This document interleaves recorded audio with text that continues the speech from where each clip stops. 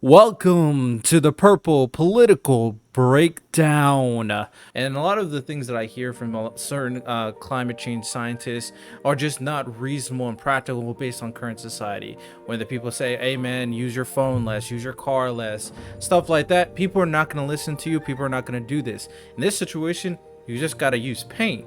Like if there's no extra step, you're just using something that you would use anyway to paint whatever you're about to paint. But a more one that actually has other benefits and positives versus another version of paint at the end of the day.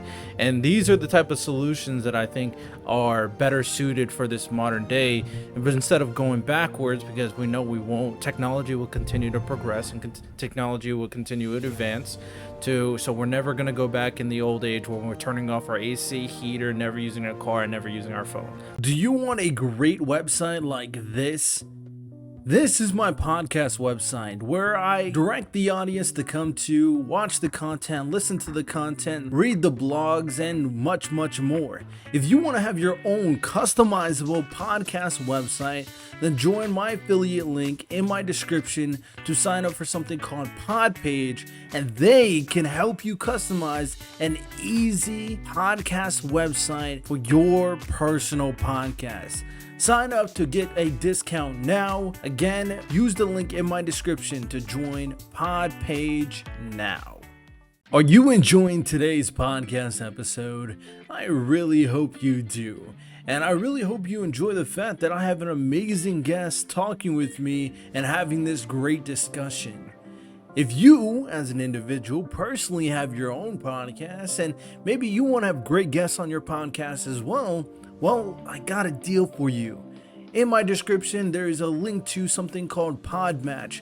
Make sure to join that link through my affiliate link so you can sign up to get matched up with other podcast hosts and podcast guests so you make sure you are never missing an episode without a productive guest to have an amazing conversation with. Podmatch is similar to any other kind of matching site for the most part, and it's super easy to use. Just $6 a month and you can have a guest for each and every podcast episode that is tailored to your specific topic. So again, join the link in my description and join Podmatch now.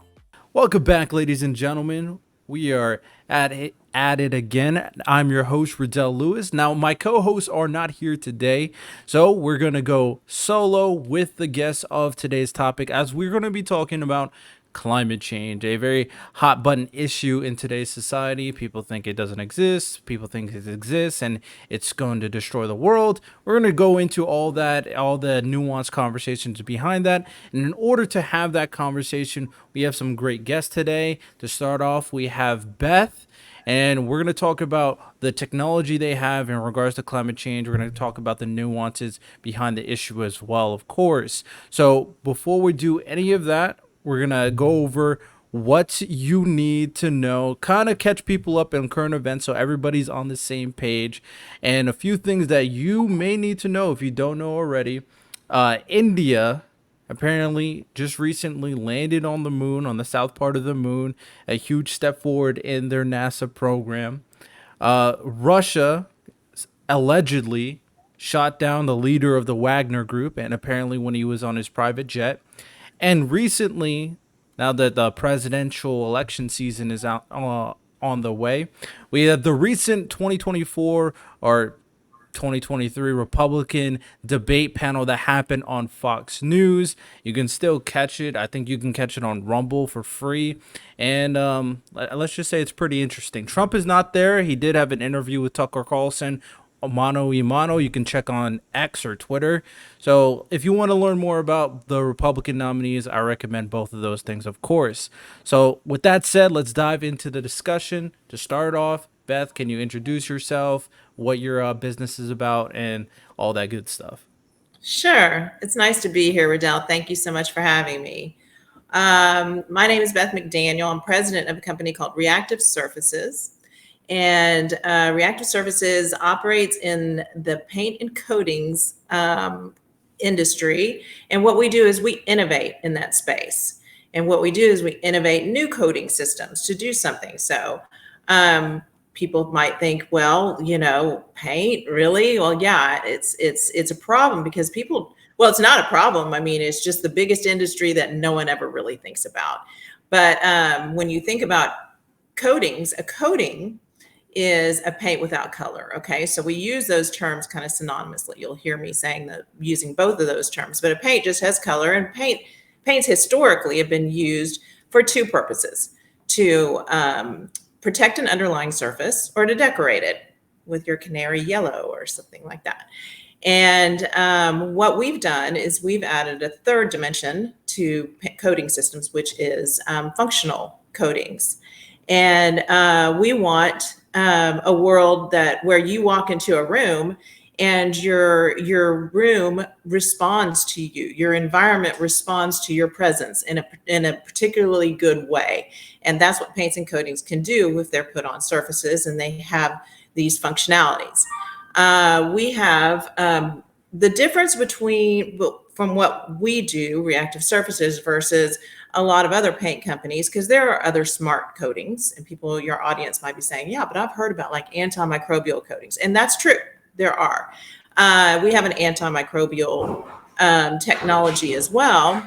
And that technology is based on, but our technologies are based on using biomolecules, naturally occurring and naturally non-toxic. And so that's a big difference. We get just as much functionality when we reach into nature and look for functionality there. So nature has been doing it for a lot longer, and Mother Nature's pretty good at it. And so when we see some sort of functionality like an enzyme that breaks down natural oils and fats in nature, the art of what we do is to harness that functionality, that enzyme, stabilize it into a coating system, and ask it to do what it does in nature, but in a coating system. And in that way, then when we spread that on a surface and the paint dries and it still has that quality of antimicrobial or self-cleaning, or in the case that I'll talk to you about in a little bit, carbon capture coatings, which capture CO2, then then surface area becomes your canvas for functionality. And so that's our business in a nutshell. And I'm president. I'm a lawyer. And I do some other stuff, some human rights work and, stuff like that. But what we're doing now is we're focusing on some really big problems and trying to use the tools that we have to help solve some big problems. Okay, all right. So I believe this is your husband, correct? That is, yes, that is my husband. Steve, we You're can't hear you. muted. You're muted. That's a good thing because I said I don't know this woman. But anyway, I'm joking with you. Yes, of course, we are married, and she is my better half. All right, excellent, And this excellent. is the brainchild of all of our technologies. This is the crazy scientist behind all of that reactive surfaces technology. But you know what? You want to hear something funny, actually, Riddell? I mean, Beth acts like she she will say to you that she's not a geek, but that she speaks geek because I'm a geek and her father was a geek. And so somehow or another, we got together and she can tolerate geeks. That's all I can tell you. Fair enough, fair enough. So I think it's important for people to kind of know is like, why did you guys decide to start this business, and what is its relation to climate change? Well, Steve, you should probably tell the story because you started the business right before I got onto the scene about 23 years ago. And maybe you should tell them how we got involved in the business. Well, sure. I mean, Beth and I are both lawyers. And in fact, that's how we met. But the before I was a lawyer, I had a life as a scientist. And 9/11 happened. At that point, there were all sorts of people trying to figure out what we were going to do about terrorism. How could we have an effective counterterrorism? One of the things they were most concerned about was chemical weapons, the use by terrorists of chemical weapons, because they had in fact been used before in Japan. The Shinrikyo cult had used them on Tokyo subways. And so everybody was concerned about it. It turns out that my PhD was on enzymes that broke down chemical weapons. And so I was approached by a number of different news sources that wanted to talk to me about, what could we do using my technology to prevent a chemical weapons attack. And basically I said, well, first of all, you need to understand that you'll hear them called nerve gases. They hardly are nerve gases. They're little bitty tiny oily droplets.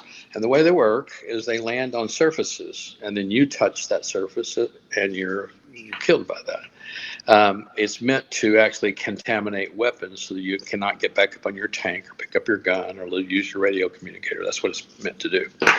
I said, so the only way that it would be valuable to use this enzyme is if you could use it before that happened, prophylactically. If you could take an enzyme and put it on the surfaces that you want to protect, and it could just sit there until such time as it had the ability to then decontaminate that chemical weapon, then it might work. Well, anyway, the long and short of it, Riddell, is about maybe 3 or 4 months after that, I get a call from a friend of mine, and who I'd known for many years. And he was a money raiser. And he said, McDaniel, I just saw you on TV. He said, and this is what you said. Is that BS or not? And I said, Charlie, mainly it's BS, because I have no idea whether it will work or not. He said, if I got the money together, would you give it a try? And to this day, I can't tell you why I said yes, but I did. And that's how it started. And as a result of that, we have a paint that was developed by our company, Reactive Surfaces, that if it were painted prophylactically, like on the barracks of army barracks, or on a tank, or on a computer, or something like that, and there were a nerve gas attack, then it would detoxify those surfaces in about 24 hours. You'd be able to eat off that surface. And that is absolutely not the case otherwise. There is nothing else that does that we know of. Yeah.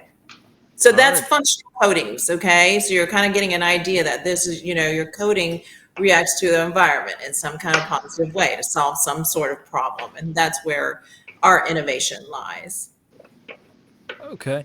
You also mentioned something in relation to a carbon function to the coating that you're referring to. Can you expand upon that?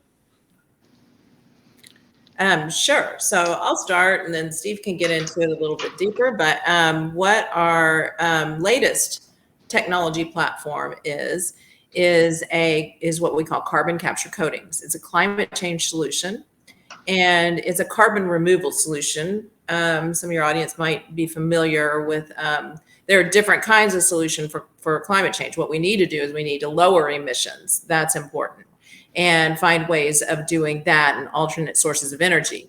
And then on top of it, though, the UN's panel, the International Panel on Climate Change, has in one of their, I think the 2020 report came out and said, or 2021 came out and said, not only do we need to lower emissions by all that we've been saying all this time, and there are certain milestones and goals that need to be reached in order to not get past a tipping point that we don't want to go past. We're going to need carbon removal. And that means just pulling CO2 out of the air, not just reducing the amount of CO2 you're putting in, but we need to pull out some of this legacy. And what we're adding like 40 billion tons of CO2 per year that comes from man-made, the burning of fossil fuels. And so we need to start pulling some of that down. And so where our solution lies is in that carbon removal space. That's where we lie. It can be used as a carbon mitigation tool as well. But here's what it is. It's a paint. Again, we look to nature. How can we functionalize this coating system so that it will pull down CO2? Well, we all know from 8th grade biology that plants and algae capture CO2, absorb CO2, and then use that along with sunlight and water to bear their fruit, and they release oxygen in the process too. And so we looked for things in nature, and I'm going to let Steve explain it because it's really an interesting story, how an interesting moment of innovation that he incurred to come up with this idea of developing a coating system that has algae in it, and that's the functionality, is photosynthesis. Yeah. Beth really kind of told you the story very well. Sorry, did I tell the ending already? Not at all. I mean, I think what you want me to tell him about is my research in the Arctic. Um, I've done several different stints in the Arctic on research teams. And in one particular stint, I was in the Canadian Arctic, and we were trudging across this bunch of snow and rocks. And I see off in the distance, Riddell, I see a bright red rock sticking up out of this otherwise fairly flat bunch of rocks. And I think, that's probably the Canadian Geological Service marker. They probably spray painted it. And so I led my team over there. But as we got closer and closer to the rock, I realized it wasn't paint at all. It was a living organism called a lichen, which is you've probably seen them when you've gone hiking or whatever. Usually they look like bright splashes of paint, orange and yellow and green and gray and black, all over rocks and other surfaces. And they look all the world like a paint. And in fact, they act like a paint. You can't get them off of a rock without a rock hammer. So they adhere very tightly to a surface, a vertical surface, right, just like a paint on your wall. And that what they are two organisms that have learned how to work together. One of them is a fungus that produces the outer body of the organism. And then inside of that are algae, microscopic unicellular algae. The fungus gives the algae a place to live. The algae produce carbon compounds for the fungus, and it's just this commensalistic circle. So yeah, that's right.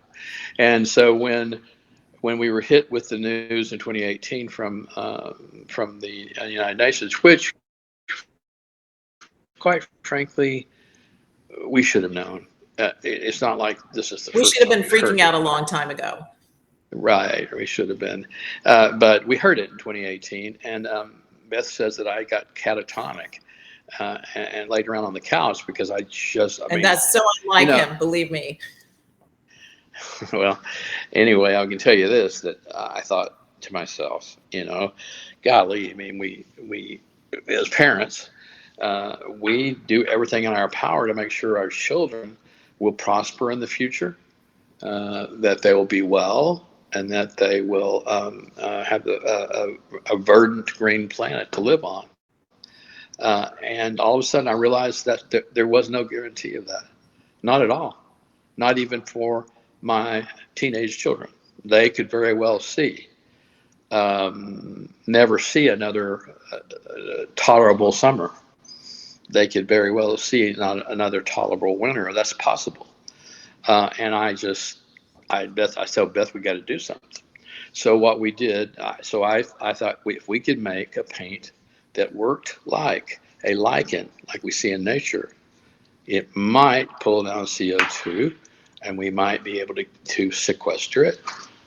So Beth and I went to our team, and we gave them. It was a team decision, and we all went to dinner, and we said, hey, we have this workaday job, but here's something that we really need to think about. Would you guys be willing to do this? And to the person, they said, yes, let's do it. And so we gave ourselves 3 months. We called it Operation Moonshot, and it took us longer than 3 months. Okay, it took us about a year. But after about a year, we had it. It was a paint that looked very, very similar to a lichen, acted very, very similar to a lichen, and it would entrain living algae, photosynthesize, and pull down CO2. That's how it happened. So that's very interesting. I can honestly, I never would have imagined that a potential solution to lowering the carbon emissions in the atmosphere would be utilizing paint, of course. So when you're kind of telling this to people, I would say probably people on the left or Democrats probably would be like all for this idea, but obviously we know that people on the right are the skeptics, especially the far right. They're the things that think this is all a hoax. So how do you pitch them and let them know that this is a tool that works, this is a tool that is easy to use, and this is a tool that will help with climate change? Well, honestly, I think most people really do buy into it now. I mean, there's undisputable scientific proof, and all of the scientists in the world have come together. The best scientists in the world, thousands of scientists, are on the UN International Panel on Climate Change, and they all agree. I mean, there's really, it's not legitimately disputed, so I can't say that we spend a lot of time trying to convince people otherwise. We have a solution, you know. I mean, whether you like it or not, it's happening. And, you can say what was man-made or not, but that doesn't really matter because it's still happening. And what we found, like Steve mentioned, we have older teenage kids, and actually I haven't found that there's too many of them, even those that are more conservative, that don't believe in it. It's kind of the older people that don't believe in it, really. I mean, across the board, I think younger people are concerned about what they're being left and with. And it doesn't really, it's the one issue that I know, I'm not sure crosses party lines in younger generation. But I'm not a political analyst either. I'm just saying, but we're just in the business. We're not in the business of convincing other people, but we haven't run across it too much. Most people kind of buy into that, this is where we're at, however we got here, this is where we're at. And we also don't take a strong position on what everyone else should do. I mean, my position on what businesses should do is clean up their mess. Okay. I mean, we offer a solution for pulling down your CO2. If you're going to produce it, just clean up your mess. Okay. I mean, it's a cost of doing business. And so I think there's a way that we can balance things, and not strip ourselves of everything that we want to do. But we need to have some of these innovative solutions that can really help out. And we need to support those kind of solutions so we can get out of this mess that we got in. I mean, we don't want to be known, these people on this call and these people listening in this audience, as the generation that, let humanity kind of go. I just can't have that on my shoulder. It's a very fair point. It's a very fair point. So with that said, when you're looking at how the product works, and obviously you listed some pros on like how it will benefit climate change, but for the audience, because there's always like a pros and cons to everything. So if you had to elicit a potential pro, obviously you can repeat what you said or just add upon it if you want, and a potential con of the product being utilized, what would you say those would be? Well, I would say there is a very active portion of this industry that's called that where people remove capture carbon, but then they utilize it to produce more oil. And there are some arguments that can be, at least for a short period of time, carbon negative. However, when that particular well is depleted, then it becomes strongly carbon positive. And so when you add those things all up, you got to be careful because you've got to make sure that you are in fact carbon negative. So that's one thing. Having said that, it's a funny business. Nobody in this business, I don't think, we certainly don't, wishes their competitors any ill will. There's, goodness gracious, there's plenty of carbon to go around. Let's use every tool in the toolbox, right?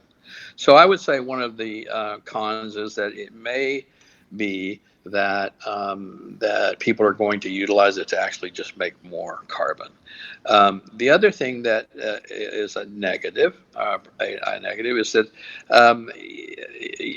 there are a lot of untested technologies that people are seeing in the press and they just think, oh, dust our hands, it's good, we're done. That's hardly the case.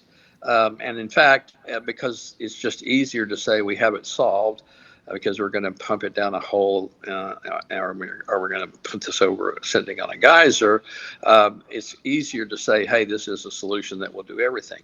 But remember, like Beth said, we're talking about 40 billion tons per year that are going into the atmosphere.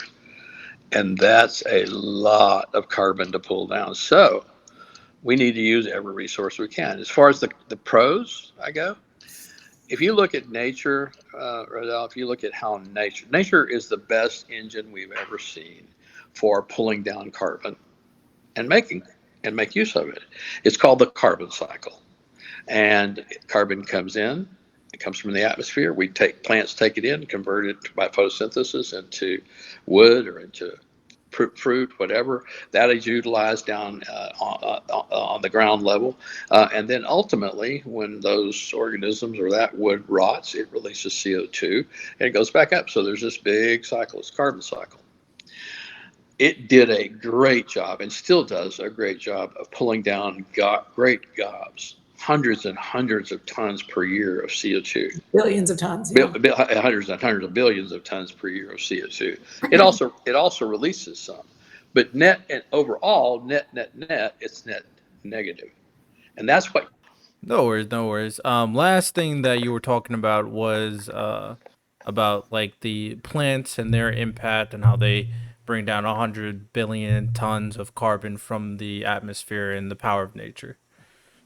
Yeah, and it was working just fine until the Industrial Revolution or thereabouts, right at the turn of the 19th century, when we started utilizing large amounts of fossil fuels to fuel our industry.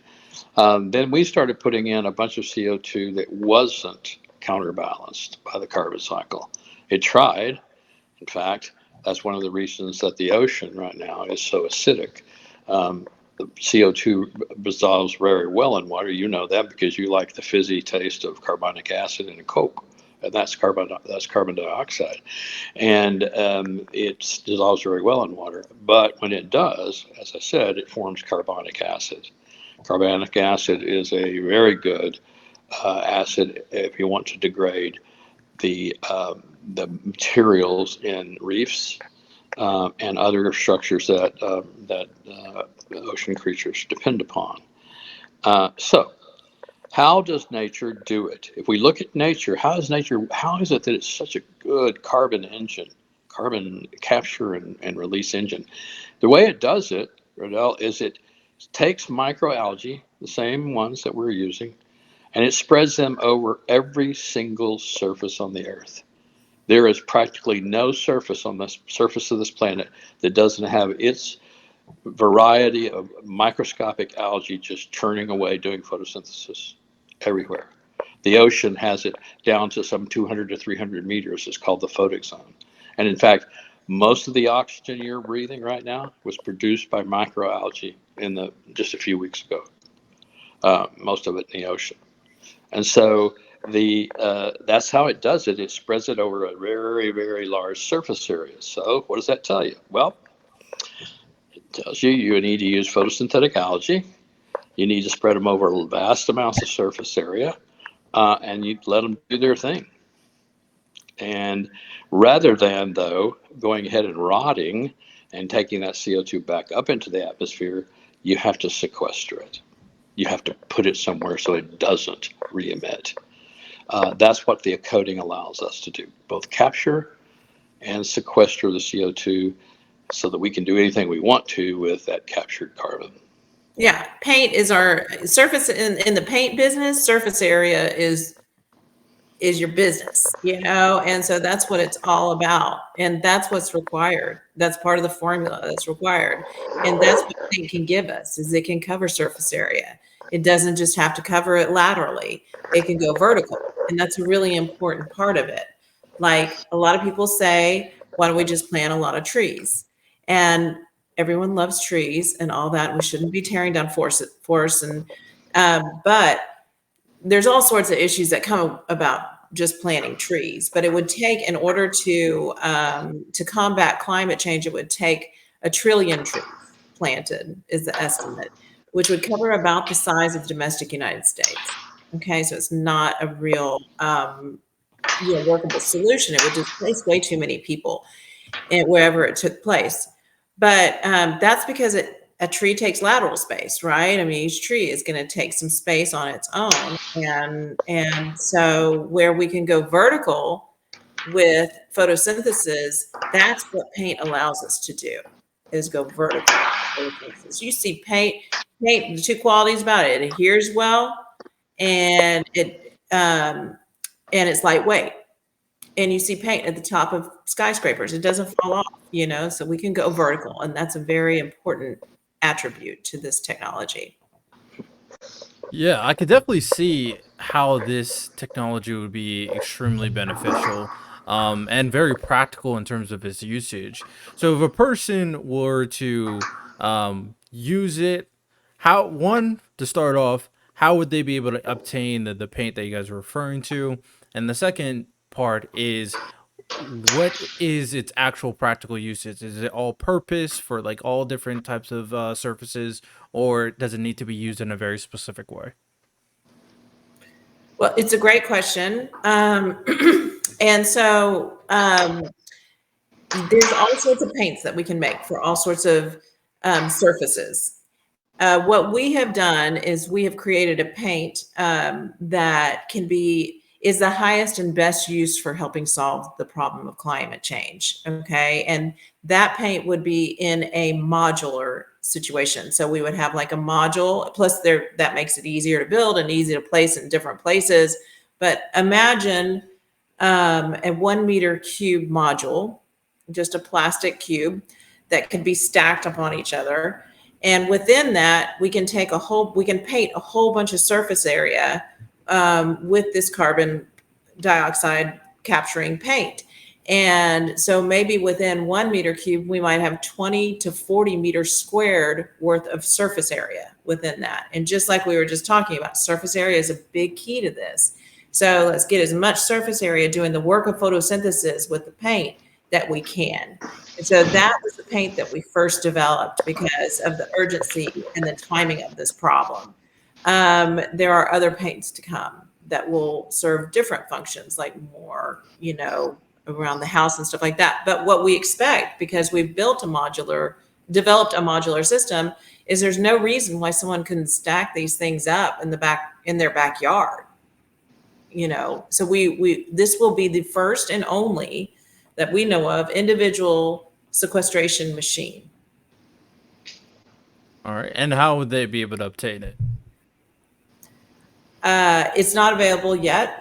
We're right now seeking funding to get into our to finish our pilot plant in Northern California, and so it's taking we're taking those commercial steps.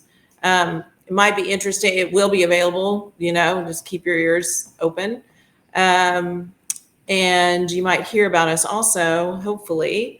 In relationship to the X Prize. Are you familiar with the carbon removal X Prize? I'm not personally. Mm-hmm. Well, X Prizes, there's a lot of X Prizes, and X Prizes are generally like contests where they're used to drive innovation in a specific area to solve an existential type problem, a food scarcity or water. Clean water for everyone or something. So there's a new X Prize called Carbon Removal. It's sponsored by Elon Musk. It was actually from 2020 is when the prize was initiated, and when the contest was initiated. The prize won't be awarded until 2025, and a lot has to be done in order to win that. But our team is called Team Lycan.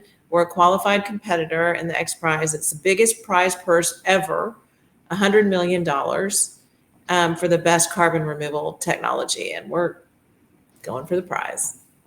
All right, sounds good. Do you have a website that people can look this stuff up on if they wanted to? Sure. Yeah, if you go to our company website, reactivesurfaces.com, and that's surface, like the surface of a table, not services, and reactivesurfaces.com. And if you just go to our technology pages, you'll see carbon capture coatings. And then we're on LinkedIn. We just had an article in NASDAQ this week, actually, in NASDAQ online. So you can look up that, and in USA Today recently. All right, excellent. So when it comes down to the usage of this paint, and it's the amount of absorption it would have in absorbing the CO2 emissions, what would be like the ratio of surface area paint? You might have said it, but I just want to be clear: surface area paint versus the amount of CO2 it would be capturing. Well, we measure these things. Beth, you want me to answer that? Sure. Okay, so we measure these things, Radell, and in our labs and in general in the industry is the amount of carbon dioxide measured in millimoles, and I'll tell you what that means in a minute. The millimoles of carbon dioxide that are pulled out of the air uh, for every meter squared per hour. So it's millimoles per hour per meter squared. A millimole is the gram molecular weight of something. So carbon has a uh, is carbon dioxide rather, it has a molecular weight of 44. So a millimole of carbon dioxide is 44 milligrams. So 44 milligrams per hour per meter squared, and that's how we determine it. We know how much a given surface is pulling down because we could measure it. We put CO2 monitors up next to it, put it in a box, and watch the curves. And we can see it go from ambient, which is over 400 parts per million, down to almost nothing over a course of time. And we know how many meters squared are in that device. And so we can come up with a millimoles of carbon dioxide per hour per meter squared. Does that answer your question? Yeah, I got the general idea from the equation. To take the question a step further, so people can get a visual image on how it would work. So, in terms of using the product, and obviously once it's up and running and people are using the paint on their whatever surfaces they're using it on, and the beneficial thing about society now is people are definitely taking more of a conservative effort to lower their carbon footprint on society as a whole. So it's not nearly as bad as you could say as like the industrial area, but also not all places are like America, China or in India. They don't care nearly as much as some as people in the United States of America. So when you're seeing people utilize the product, what is your like expectation of like the amount of paint that would need to be used, or the amount of people who would be using the paint, and for it to actually make a dent or make a realistic impact on the carbon emissions in the atmosphere? Well, go ahead, Beth. No, you can take it or I can take it. I mean, it's a great question. Maybe to give your listeners an idea of something like when we're talking about a module that contains some CO2 painted surfaces, I mean, some carbon capture coating surfaces. If you had one of our modules and we were measuring it during the time of this conversation, the CO2 level in that module would have dropped probably it probably would have, depends on where you are. It can vary a little bit, but it's going to be around 420 parts per million. And by this time, we've been on this call for 45 minutes or so, it would be down to about 50. Okay, so you can see it working. It works in a reasonable amount of time that you can measure and you can see, and we know exactly how much has been captured. It would take some number of modules to capture, a ton of CO2. There might be it depends on how the module is designed, and we're the paint people, so I imagine the module will get much better than even we can do it. At our rates right now, it's like 100 modules per ton of CO2 over a year. And we had to, for the X Prize to be one of the competitors, we had to do a very extensive third party study to determine what it would take to pull down 1 million tons per year, and we did. And you can read all about that if you want to in our recent scientific paper in the Journal of CO2 Utilization. In the It's March on 2023 issue. right, and so the link is on our website. And if you want to read in detail what it would take to pull down 1 million tons per year, that will tell you. That's a third party evaluation. Um, but that brings up a good point. We're not talking about millions of tons. We're not talking about hundreds of tons. We're talking about billions of tons. And so we have to do whatever approach we take to this, it has to be something that can be scaled to billions of tons of recapture and sequestrations per year. And in my opinion, I shouldn't say it that way. Uh, there were different ways to do it. But one of the best ways to do it is to utilize these resources of the planet itself. And so the planet has lots and lots of surface area. 72% of the surface area of the planet is ocean. And if you can use that as your surface, then you have a chance. You can get to the billion-ton level. Right, all right.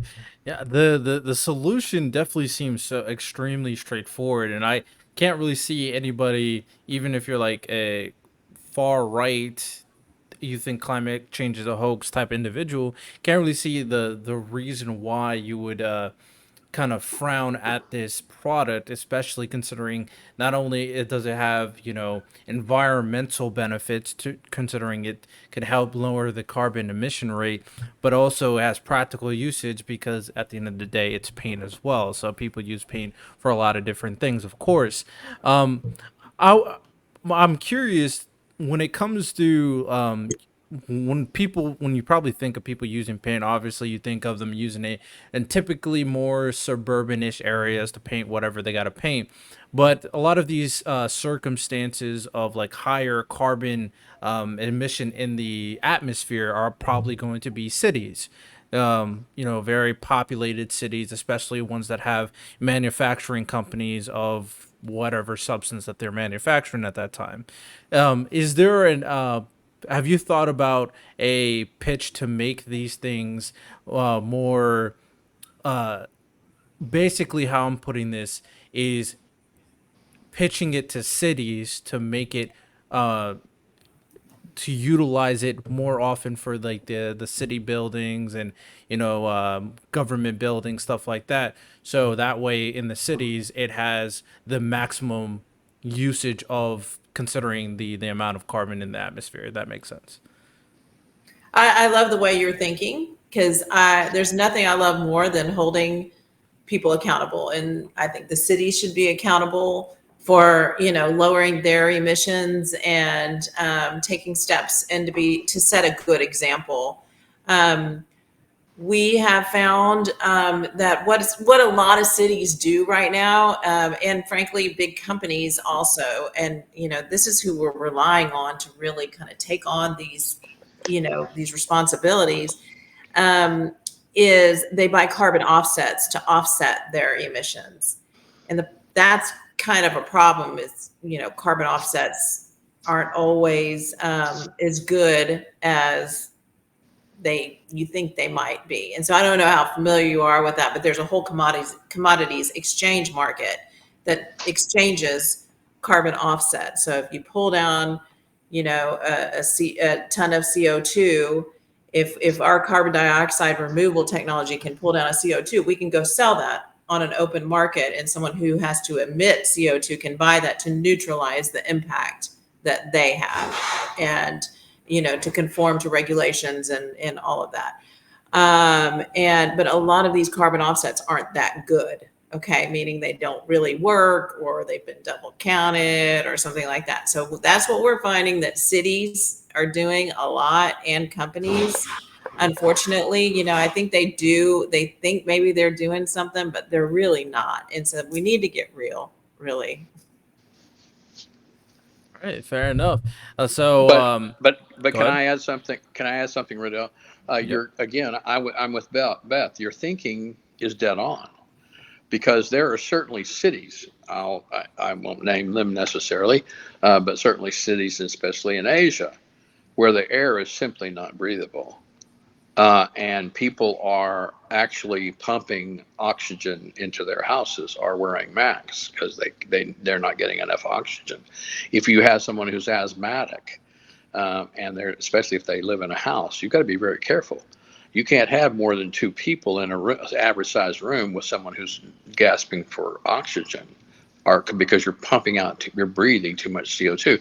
The point is this: there are cities, if they were to follow the approach that you're suggesting, could do a monumental job of improving the air quality for their citizens, and it wouldn't take much.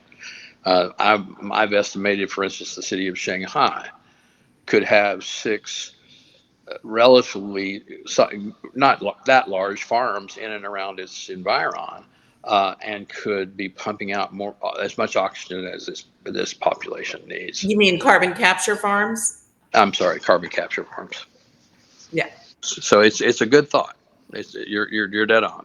Sometimes we refer to our facilities with these carbon capture as farms because we're actually farming out, the paint, the algae in the paint, and we have a harvesting process and all of that.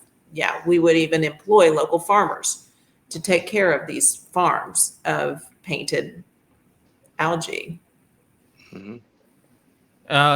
Just so I understand correctly. So obviously, based on the how your product works, it works similarly to the lichen that you're referring to. So are we saying that the paint has living algae on it? Yes, it's not on it though. It's entrained just like in a lichen. It's in the interior of the Right. coating. When you touch the surface of the coating, you're not really touching much algae. It's down embedded in the coating itself. These algae are not toxic, and you can the coating as itself is honestly edible. But I'm not saying it tastes It anything. is. Okay, but it's actually edible. In fact, He'll taste stuff like that in meetings. I promise you. It's so funny. well. Uh, so I mean, the point is this: is that it is not toxic. You can touch it. You can it can be in the same room that you are in your house, in your grocery store, in your civil building, whatever. It will all it will do is pull a bunch of CO2 out and pump a bunch of oxygen out. And so, yeah, that's right. You could. It's not the kind of algae that would cause like an algal bloom or anything toxic. There's, how many varieties of algae are there? There's all sorts of algae. Yeah, just go down to your health food store and you can buy them by the bottle. Okay, spirulina, chlorella. I mean, you can just buy them and take them home and mix them in your smoothie. All right, excellent. So I guess my final question is, because for the most part everything is pretty straightforward and it sounds like a great idea to me. Um, for the people who are out there that are obviously more black pilled, who really have no hope for humanity moving forward, especially when it comes to climate change and the fear of the carbon emissions in the atmosphere, people realize that the current status as of right now is not endangering humanity necessarily, but the fears behind it is the rate of growth as of right now. And if the rate of growth keeps on going faster and faster, eventually it will hit that threshold when it will be a danger to humanity as a whole. So with that said, people have a fear of global warming, for example, and that's a term that people bring up, or someone could bring up a different term based off a environmental disaster, so to speak, or a natural disaster, so to speak. So when these people see these things and their fear of the rate of growth and they have no hope, um, when it comes down to utilizing the paint, how do you convince these people to say that this is actually going to have an impact versus them thinking that even if we use it, we're doomed anyway, so who cares? Well, I'll add to that. If there was a recent study done in Norway where they looked at the rationale and the reason of, I think, 12,000 participants, and what was it that caused them to have concerns about what were their concerns? Some of it was anger. Some of it was just plain old anger. They're mad at the people who they perceive have put us in this position. Some of it was fear, the very same thing that you're talking about, fear. They fear what will happen in the future. And then there were other reasons, but those are the two main ones. Here's what I would say to those who fear, especially young people. Okay, there is something you can do, and you can do more than you think. If you imagine that the planet as you want it to be, if you imagine a verdant green earth, like your grandparents and great grandparents or whatever lived in, keep that in your front window shield. Keep that thought in your thought process at all time. It's nothing magic. It's just the power of positive thinking. And that way, when you talk to your neighbor, or you talk to your congressman, or you do any kind of talking that you do, you have that image in your head. And that is your personal goal, and you can imbue others with that goal. And so it works. So just have that in your head. What we're trying to do is to try to conceive of and help bring about a world that we can thrive in, not merely survive in. And that's what we're trying to do. And so I would say to those people who are, and I know people like that. I even know scientists like that. And when I tell them, well, what if there was something we could do? They're happy to hear it. They may not necessarily buy it, okay, but they are happy to hear it. What do you think, Yeah, Beth? and I would add to that. I mean, if you whether you believe it or not, it's a good thing just in case, And so there are some solutions out there, but they're going to need support. They're going to need governmental support. They're going to need corporate support, and even private sector support. And so think about those things. Look for technologies. We're not the only one, but look for things like this and support it. When I used to teach advocacy in high schools, and how to go and talk to your lawmaker and tell them what you want. Well, if you believe in like cleaning up this mess with carbon removal technologies, tell them you want carbon removal technologies, because it's like you say, it's just a hot topic right now, and they definitely need to be supported, because without them, we're not going to get there. But with them, we can. All right, sounds good. Like I said before, this is definitely a very useful solution, and the practical nature of it is something that you should always consider, because obviously people adhere to whatever is easiest for them to use normally and typically. And a lot of the things that I hear from certain climate change scientists are just not reasonable and practical based on current society. When the people say, hey man, use your phone less, use your car less, stuff like that, people are not going to listen to you. People are not going to do this. In this situation, you just got to use paint. Like, if there's no extra step, you're just using something that you would use anyway to paint whatever you're about to paint. But a more one that actually has other benefits and positives versus another version of paint at the end of the day.